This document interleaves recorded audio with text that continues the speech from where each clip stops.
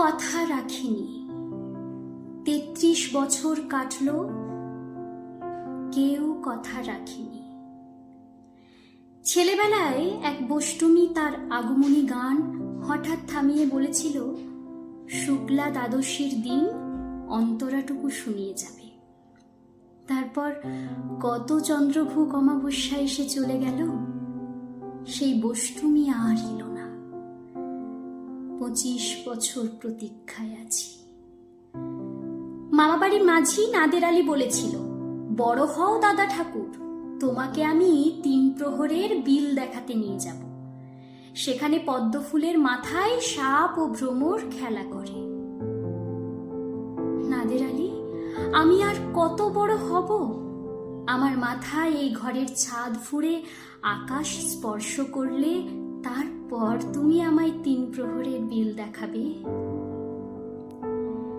একটা রয়্যাল গুলি কিনতে পারিনি কখনো। লাঠি লজেন্স দেখিয়ে দেখিয়ে চুষেছে লস্কর বাড়ির ছেলেরা। ভিখারির মতন চৌধুরীদের গেটে দাঁড়িয়ে দেখেছি ভেতরে রাস উৎসব। অবিরল রঙের ধারার মধ্যে সুবর্ণ কঙ্কন পরা ফর্সা রমণীরা কত রকম আমোদে হেসেছে। আমার দিকে ফিরেও চাইনি তারা। বাবা আমার কাঁধ ছুঁয়ে বলেছিলেন, দেখিস একদিন আমরাও। বাবা এখন অন্ধ, আমাদের দেখা হয়নি কিছুই। সেই রয়্যাল গুলি, সেই লাঠি লজেন্স, সেই রাস উৎসব আমায় কেউ ফিরিয়ে দেবে না।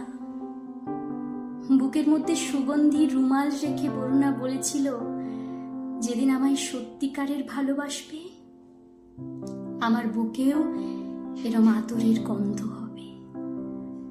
ভালোবাসার জন্য আমি হাতের মুঠোয় প্রাণ নিয়েছি, দুরন্ত ষাঁড়ের চোখে বেঁধেছি লাল কাপড়।